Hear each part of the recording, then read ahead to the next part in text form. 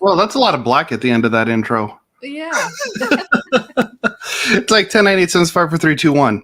And another 5 seconds just because. I got to edit that. There's our friend Jimmy. Oh, there he is. There he is. Dude, it's Hawaiian shirt day. Well, it's the flamingos. I don't know if you saw it during the hurricane, Michael, but actually one of the animal rescues down in Florida actually had a whole bunch of the animals in their care, and the flamingos were all in the bathroom.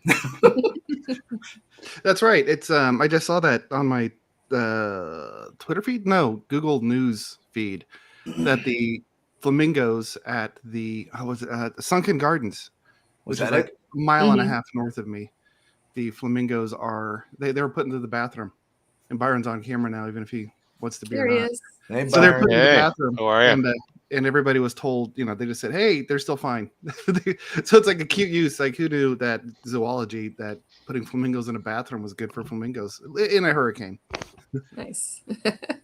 Yeah, it was from up here.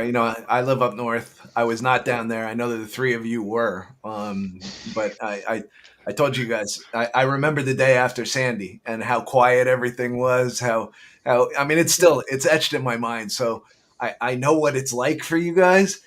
I want to just say I don't know exactly how it is for you guys. Yeah, I was up there during Sandy, and oh my gosh. Yeah. I mean, I think I'm still traumatized because of Sandy. It was an experience. I mean, I at that point I was living on a condo, and I was on the 6th floor, and I had fences flying by the window. So it's crazy. Believe it. Well, I think where Michael and I were, we got somewhat lucky. It was headed right for us, and then it dipped south. So I think we definitely didn't get the worst of it. Byron, you're Central Florida, right? Yeah, I'm right in Orlando. So we were kind of bracing for the brunt of the storm, and then the last minute the thing just veered a little further east, and we got a lot of rain. We got a lot of rain, a lot of wind. Thank God, no damage though. Well, I have a broken window, but it's a little bit of like user error. So like it got sucked out with the wind, and then I was trying to force it closed, and the whole thing shattered. So I kind of take blame. I don't think I blame Ian for that. I think it's my fault. So I was telling them, like, I could stay on for a little bit this morning, but then I got somebody coming by to look at it. So did a lot of water come in or wind damage? For me, I didn't have anything but that. A lot of tree limbs down, which we cleaned up yesterday. So I'm all straight. Well, we lost Michael's mic. We got to find that setting in Chrome. Byron, I was telling Michael, I think there's a setting in Chrome that actually does can set the power for the devices and things like that. And I think that's what he's got. The settings in Chrome. It's actually in internet settings. Yeah, I'll see if I can find it. I did it on my girlfriend's PC, and it's actually where the browser can tell devices what power to use and things like that. And since we are using a browser-based program here, this isn't Teams, this isn't anything else. This is a browser-based program. That interaction actually has an interaction with the devices. So, and it's caused.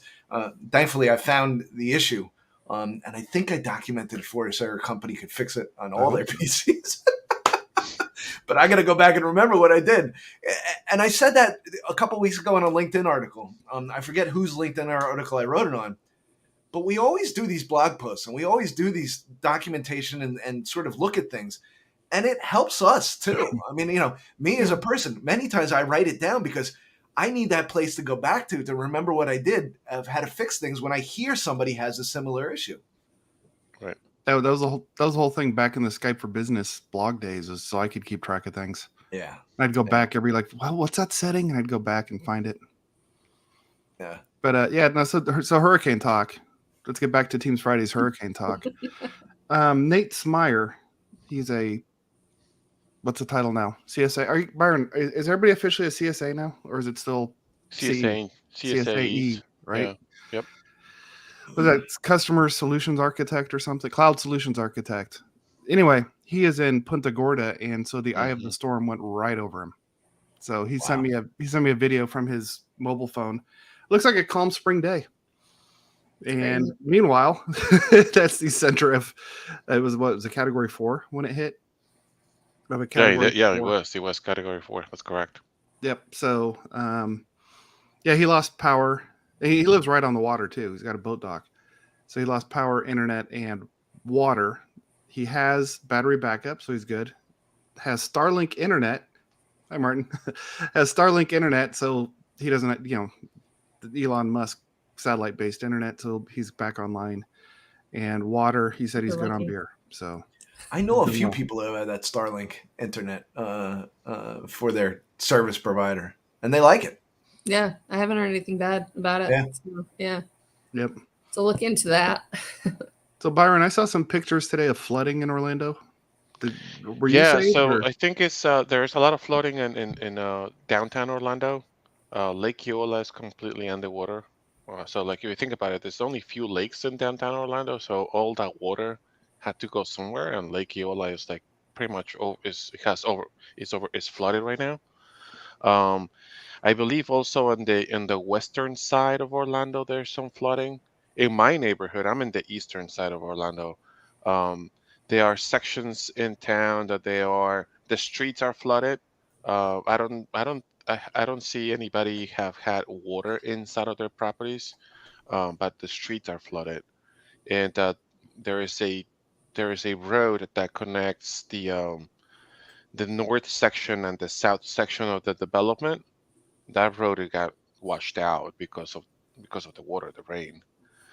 So, and there is only two areas that connect the south section of the development, and the middle school is there. So it's gonna be fun next week. So when talking Yeah. Orlando, what really matters is Disney open again? Oh, I'm pretty sure this guy's gonna be opening tomorrow. Tomorrow, not today. Um, I, I I'm not sure about today, but I know it might be tomorrow. Definitely. Let me double check actually, because yeah, Yeah, because that's a good Disney question. closed, which is like, whoa, that's Yeah. crazy talk. Yeah.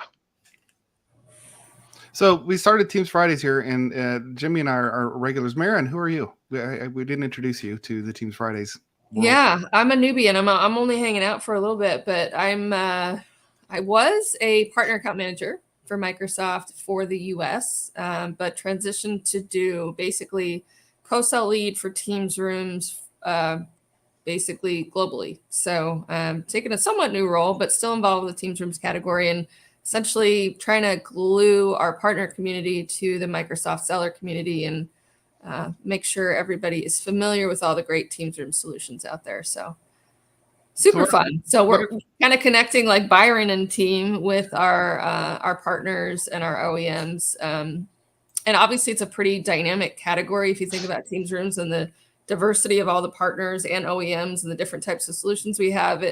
It's not an easy world for a Microsoft seller. If you think about all the different things that they sell, even just within modern work, it's a lot of different solutions. So yeah, it's a complex world to help make sure that the Teams room solutions are clear and people know who to reach out to. So what kind of tools do you use to do your job? Is it seminars? Is it sending out newsletters? Is it a lot of times it's landing calls. It's honestly a lot around co-sell offers within AppSource. So working with partners to make sure that they're co-sell ready or co-sell prioritized so that when a Microsoft seller has an opportunity, what we call sort of co-sell is really AppSource. Like they'll go in and attach one of those offers within AppSource to an opportunity, and that's how they funnel leads to our partner community. So familiarizing partners with that tool, as well as familiarizing our sales teams as to what's in there. So that's been majority of what I focus on, and a lot of it also is just data analysis of helping people understand where the opportunities are, where's the white space, or where did we install a demo and then things kind of stalled out. What do we need to do to lean in? Where can we offer a workshop? Things like that. So without giving away how the sausage is made, what are the opportunities that you're seeing or that are a focus to try to get at?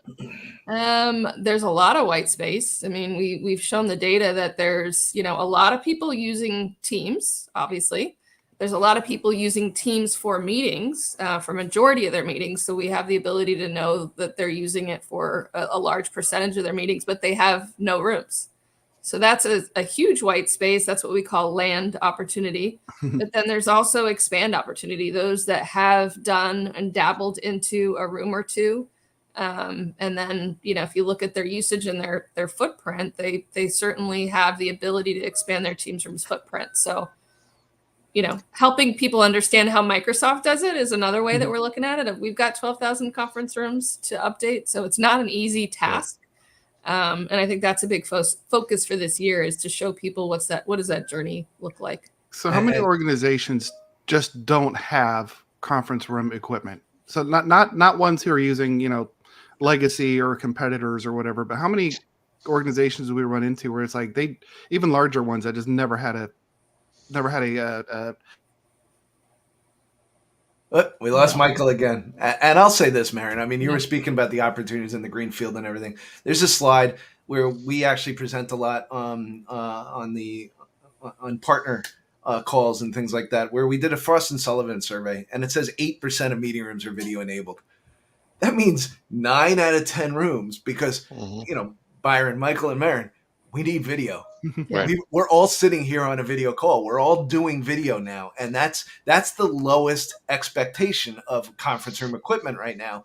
No longer does just putting a phone in and I'm going to make a phone call from a specialized room that's meant to have everybody in there. Now you need video. So if we look at that, partners really have an opportunity to educate leaders and leadership on the fact that 9 out of 10 rooms have a need for the conference room equipment. And if you're using Teams, it really helps your journey to have a Teams rooms in these places, because, Marin, you and I just spoke about it on Selling Teams Friday. The idea that they need that journey from their personal device to the shared space to be a consistent experience, a cohesive experience, and something that's not going to challenge them in how they use the technology. Just having audio and video is no longer something that's sort of the minimum viable product anymore. Now it needs to have the video, the collaboration, and everything that we have at home, because as we saw with GM, when people say, come back, and the employees say, we don't want to, because we're more productive here, and that disconnect between the leadership and the employee and that productivity paranoia really sets in. Well, I think this is interesting, like maybe to Byron, Byron sits in a unique spot within like the modern work journey. Like Teams rooms is one segment of that, but there's so much more on that journey. And I think it's an interesting conversation to have with people. Right. Yeah, and what is interesting is sometimes, like when you go in front of a customer, maybe the customer is just focused on, the transformation of their phone system, right? And sometimes even inside of a customer, they don't see the ramification of upgrading that phone system and also including the video conference room. So I had a conversation yesterday with a customer. They're already they're with a partner, right? They're working with a partner, and they want to be they're fully embracing Teams phone system. But then on the same token, I asked the question, it's like, hey, what about the conference room? What do you guys, what are your thoughts? And he's like, oh yeah, well, that's a separate group that is in charge of that.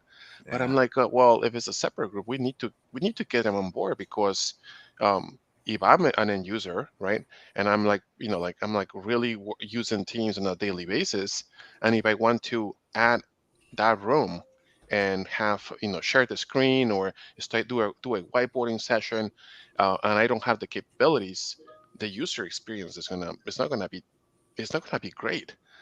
So we are kind of like going back to the customer, kind of like in reality we have to like kind of, I wouldn't say hand holding them, but we have to like help the customer, complete that the last step, like get them to the goal line and ensure that they have an end-to-end solution that is that the end user is really going to have a really good a really good experience on it. And Byron, I think you hit the nail on the head.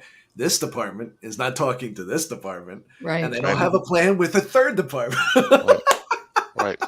Crazy. And that really is a common scenario for many of the customers that we even deal with. I speak about it with Marin a lot. People contact me and say, where do we start? Right. Where do we start? How do we get this going, and what do we do? And many times it's, let's have a conversation with a partner, and actually engage them with a partner who do meeting rooms for a living and can actually have that conversation. I mean, we're here as guidance with the experts. We can give you customer zero of Microsoft. We can help you engage on the team side and make sure that you're doing things. But it's really partners that we work through to sort of look at your room, make sure that you're choosing the right equipment for that room, and so on. I think it's like, and this year I don't know if it's a new term for the industry. It certainly is not, but we sort of pulled phone and rooms together under the umbrella of converged By the way, capital P phone? communications. What? Yeah. Capital P phone?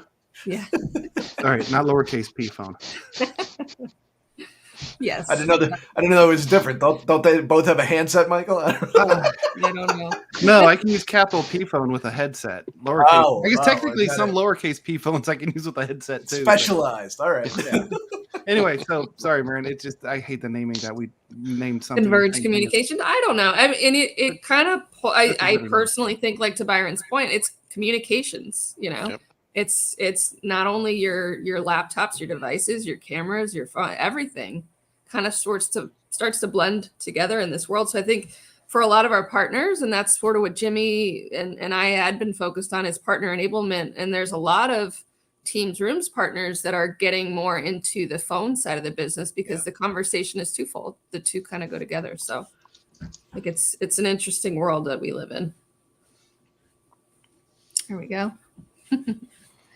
So Byron, Yep. say real quick, Byron, who are you? We didn't introduce you. Oh, You've been on Team Fridays once before, about 6 months ago. So yeah, something along those lines. 17 minutes into the show. I'm Byron Castillo. I'm a senior technical specialist, part of the South region here in the U.S. And my role is basically I'm in the pre-sale side of when I'm assigned to two customers, and I'm in the pre-sale side. So I usually work hand to hand with the seller, or in this case, the modern work solution specialist. And when there are new opportunities that have been identified within the customer, right? We usually go into the drawing board, and we kind of like see what is we go and see the technical aspiration of the customer, where the customer wants to be with that opportunity, and then we go in front of the customer, and I go very deep into the solution, either Teams phone system, Teams room system, or any workloads within the modern work suite. Once we land the opportunity, or we have an opportunity with the customer, depending on the customer, right? The customer might already have a relationship with a partner, or we will suggest one of our partners that will be more suitable for such opportunity with a customer. So when Marion was mentioning before about they basically built a set of tools, right, for the partner. When the partner's ready, that's when we bring the partner, and basically the partner will be able to showcase the value of our solutions, but and also handhold the customer through the last journey. So Byron, when we say modern work at Microsoft, to my head, that just means Teams. What more is modern work than just Microsoft Teams? Yeah, that's a good question. So modern work inside in Microsoft, right, is the rest of the other components of the M365 suite. Think about SharePoint Online, Exchange Online, OneDrive, Viva. Viva is part of the Microsoft 365 modern work suite of products, right? So all the other subcomponents or the other workloads that they are sitting on M365. So yeah, you might think maybe maybe their customers have already embraced, so they're already using Exchange Online, SharePoint Online, but there are still some customers that are still dark to the cloud. So that's where the white space is sitting on. So we will just basically ensure, kind of like identify where the customer is on that white space, especially for the M365 workloads, and then start kind of like listening to what the customer is telling us, where they want to be on the next 12, 16 months, 18 months, 24 months, and start strategizing, what workloads are the ones that they need to be implemented first, and also the dependencies for that workload. And that's And when basically we work hand to hand with a partner. and did the whole COVID thing, like, are you seeing work because of that companies now are taking hybrid seriously, or is everybody pretty, or do companies pretty much already have a handle on it nowadays? I think hybrid work, I think it started even before COVID. A lot of companies were already they were following, if you think about it, they were following our lead, right? Even before COVID, we were already a hybrid company to begin with, right? And a lot of customers were already following what they follow a leader, right? They follow a company. So they already started embracing hybrid work. I think COVID was one of the things that it immediately put a super speed on hybrid work, because everybody was basically from one day to the other, they started working from home. And now that the workforce is trying, employers are basically, COVID is kind of out of the way now, if you think about it, maybe yes or no. We're But dealing with it. Yeah. right. um, and right now I think a lot of companies are also uh, kind of rethinking the model on what they're going to do with their employees, right? And also kind of like, like, let the employees be the center of, I would say, put the employee at the center. And also employees want to continue with with their hybrid Mhm. approach, right? They we have studies out there that um, hybrid work does work. I mean, we have the people are more productive when they are hybrid. um, so I think as companies are returning back to the office, they are also thinking about how to ensure that not only the person that is in the office included, but also the folks that they continue to work remotely. And I think that's basically what is continuing the trend of a hybrid work approach. Hey Jimmy, I'm going to put you on the spot here. Yep. In the selling teams rooms, you talked about GM and what they Yep. did. What Give a little more. What was that article, and what all was that? What was that all about? So it was an interesting article that was posted about GM, and leadership at GM wrote and said, everybody must be back to work 5 days a week. And it was similar to what Tesla actually had done a couple months ago. If you were reading the news, Elon Musk said every employee needs to come back to work 5 days a week. Didn't And he Apple do that asked, too?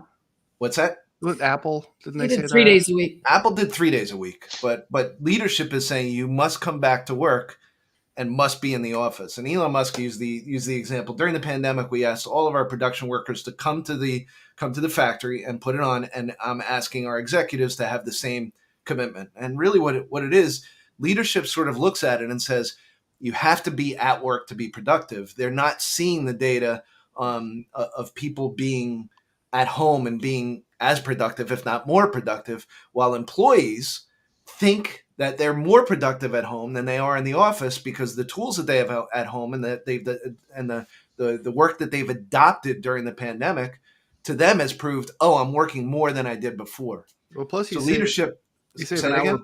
You can save an hour plus just not commuting. Correct. So Right. now leadership says you must come back 5 days a week. Let's take the example of GM. Leadership says you must come back to work 5 days a week.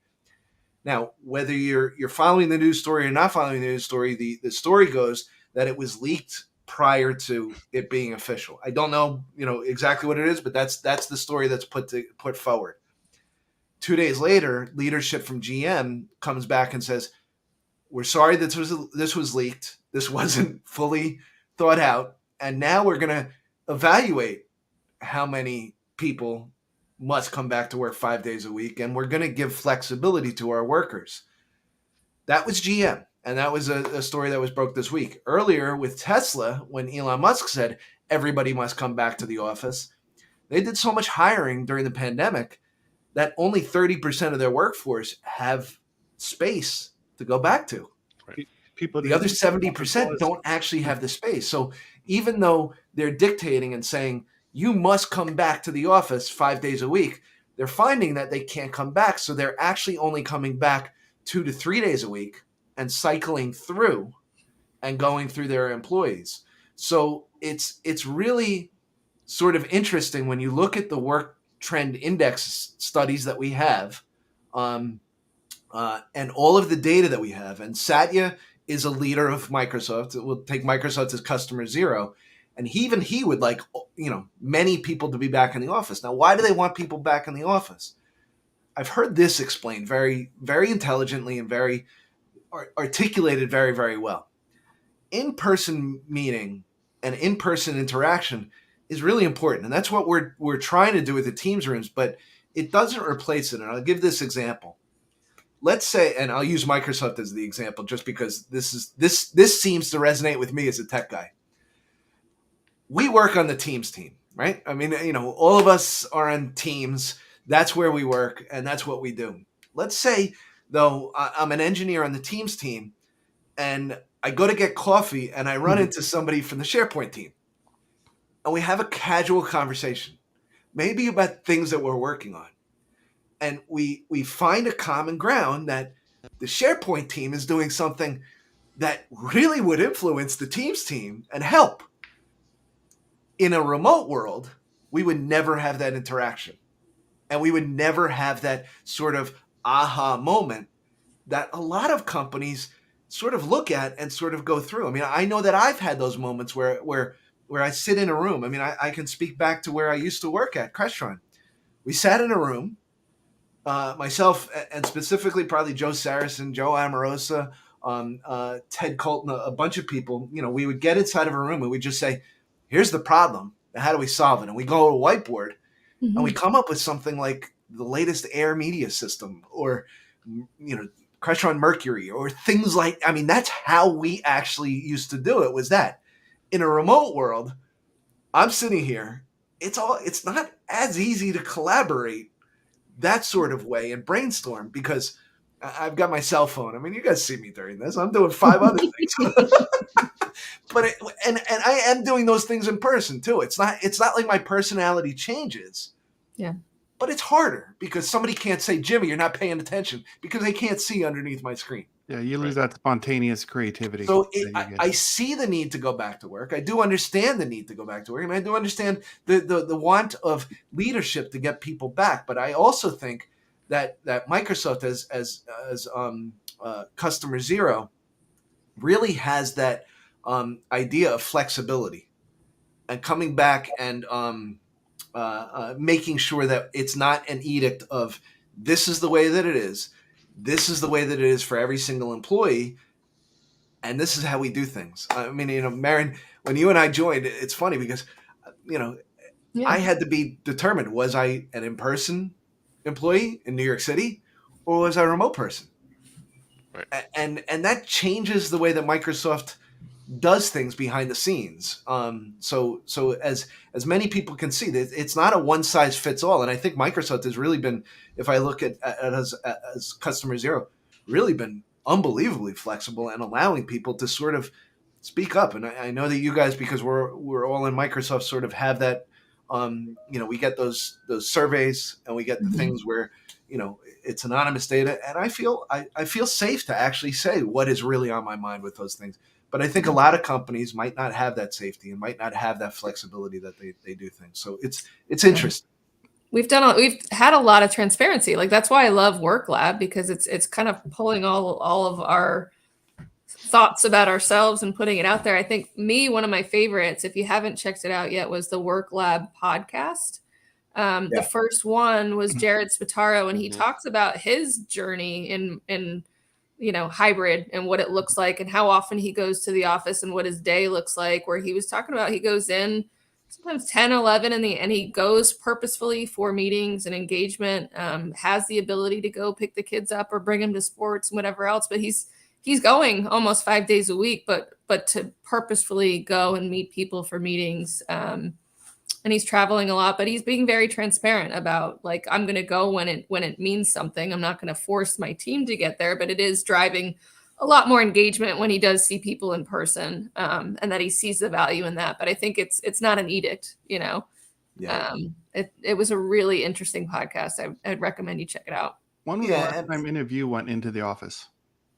I was there actually 2 weeks ago. I went in. There was a partner meeting that I was speaking at in person in New York City. And I took the train in and I went to the Microsoft office. There's a big Right by, office there right the across one from by New Grand York Central, Times, New York right Times across from, building. not Grand Central, Port Authority. Port Authority. Yeah, right across from Port Nice one. Authority, where actually the MTC is. Mhm. And I was speaking there with a partner, and Poly has a really nice experience center right at Penn Station. That's where I was speaking. So myself and Renee from the Surface team actually used the Microsoft offices. Went in early, sat there for a little while, and that's it was really really nice. We saw everybody beforehand before we went to speak at the Poly event, and just had a nice thing. But it's nice to have that because it does break up from time to time. I don't go in weekly. I don't go in and to Jared's point, Marin, I'm not forcing myself to go in. Yeah. If there's a reason and I see value in it, yeah, I can go in. Marin, I've had conversations with leadership here about should I travel here or should I do something remotely? And really I look at it and say, what has the most impact? Luckily I have a good relationship with a large community of people, and I can make a pretty good impact from here remotely. Right. And I don't take that lightly. I really do. I love speaking, virtually like this, and just sort of going out there and doing things. And I love when we get the interaction, all the different comments that are in the chat right now. I love reading these things, and I love having that because I think we spoke about it before. Flexibility is key. We're not here to sort of dictate this is the way that it works. We want to have the conversation, but we also want to look at the data and make the intelligent decision about this is what we see. And Marin, I think you said that before. Yeah. You and I, in your previous role, we would sit for hours and go, "Why is this like this?"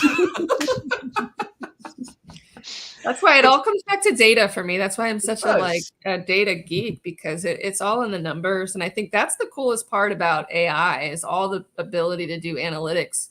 And I think Ilya has talked about it too, of in the whole BYOD versus Teams rooms conversation of how are your rooms performing for you today? You don't know. That's a really great question to ask people. They're like, I don't know. How would you know that? Right.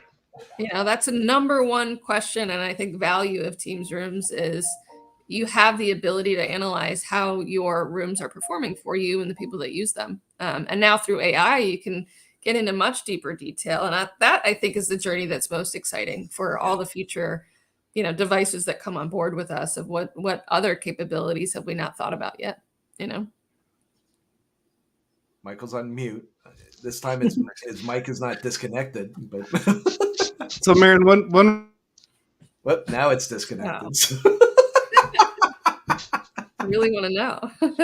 I really got to get you that setting. I'll find it. I promise I'll find it. I know I wrote it down somewhere, so it's still not there. So, but yeah, data is key, Marin. And like you and I would like I was saying before, we would actually dig deep and go into the data, but it didn't fit what we thought. And you can't fight that. You have to look at it. You have to actually say, all right, if this is showing this pattern or this is doing this, then I know that my thought process is flawed and it's not the data. And you need good numbers to actually make those kind of decisions. So I think he's going to ask me what part of AI I would say is most exciting. I don't know if that's what he's going to ask. He's got plants in the background. I don't think he even knows what he's going to ask. It's like a wrestler between two ferns. Yeah, between two ferns.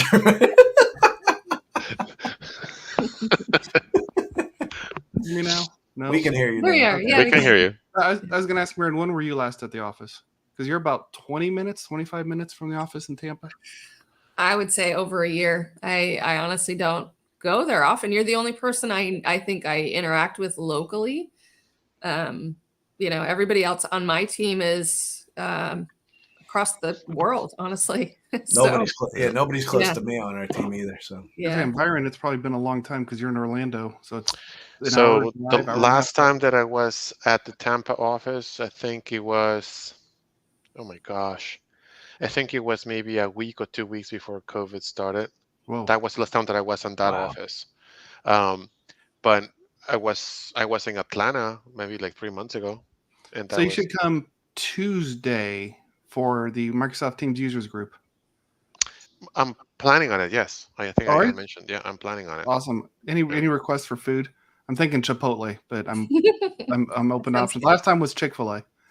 Chipotle's fine. That All would be right, great. so we'll have some Chipotle. All right. And I was in the office last Teams users group, so Right. 2 months ago. Last time I was there, and I'll be there. There's a Tuesday. user group I know in Houston too that's coming up. So make sure if you're in the Houston area that you sign up for that. So what happens at the users group? I think I went to one, Michael, of yours like years ago. I want to say it was pre when I joined Microsoft.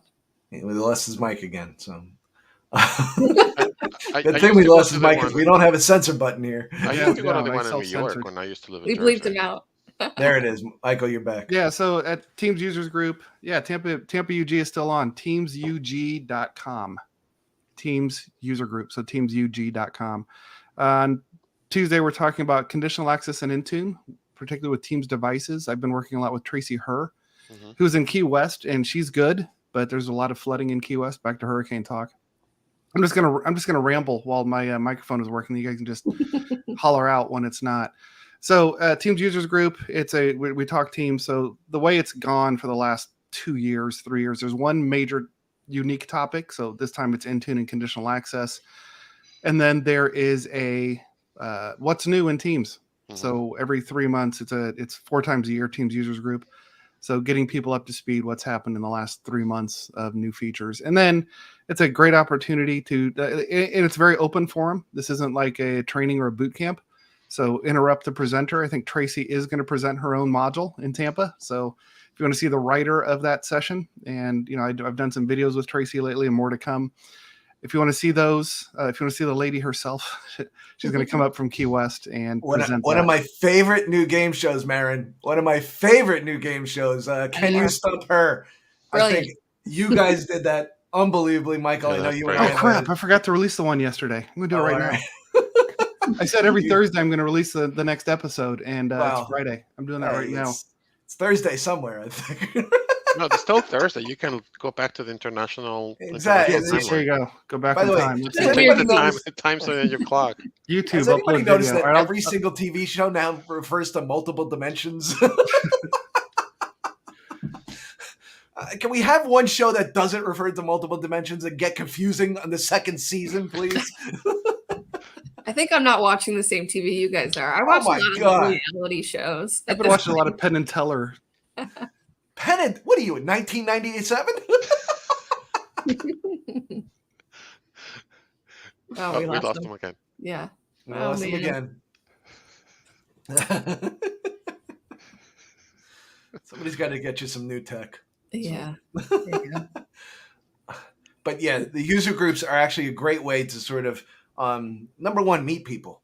Let's meet people that have a common interest in Teams and have a common thing with you. I know that I used to go to the user group in New York City years and years back before I was an MVP, and just talk to people. You learn so much from the community and so much from other people, and that's when we speak about the Microsoft MVPs and we sort of, Marion, you and I sort of promote them on selling Teams rooms all the time.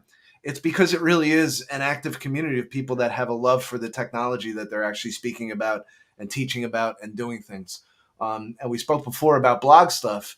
They're writing blogs and they're teaching me things. I know that I learned from a whole bunch of people. That was why I wanted to be an MVP, was because they taught me. And it's not easy to be an MVP. So props to those that are out there doing the good work. Like it's a heavy load. In talking users group, back to your point, it before my microphone decided to randomly shut off.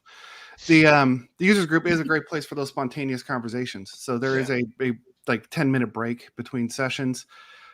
People are highly encouraged to raise their hand and ask questions, so you can learn.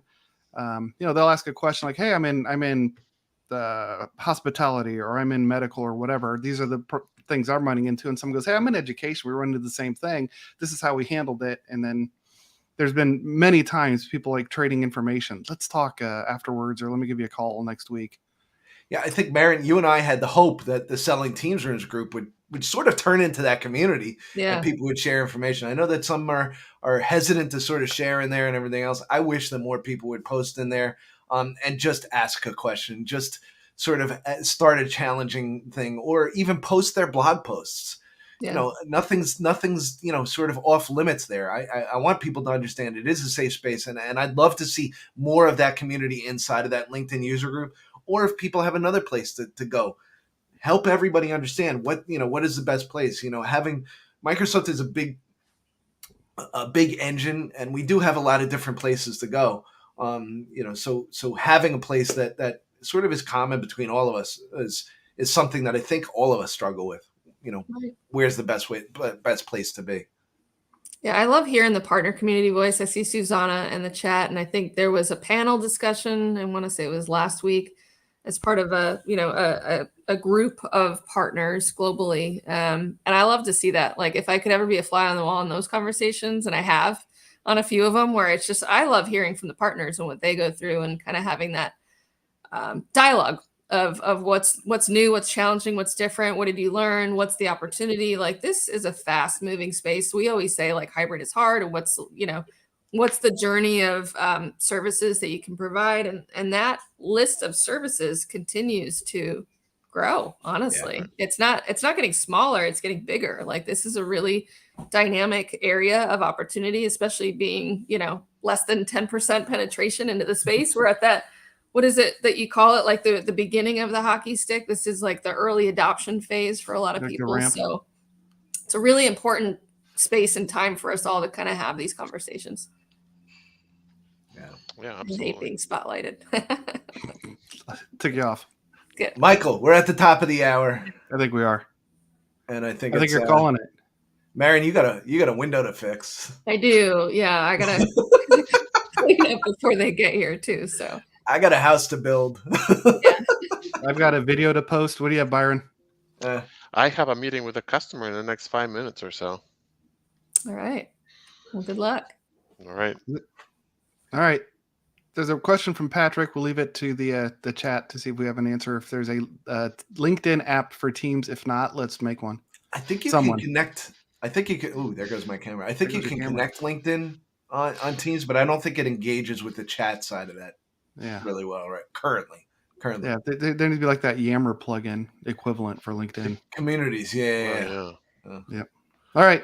Thanks, everyone. We'll see you in 2 weeks' time with a little more Teams Fridays and a little longer format conversation than the selling Teams rooms. Goodbye, everyone. Bye, everyone. Bye all. Happy weekend. Hold on. Where's the closing video? Here we go.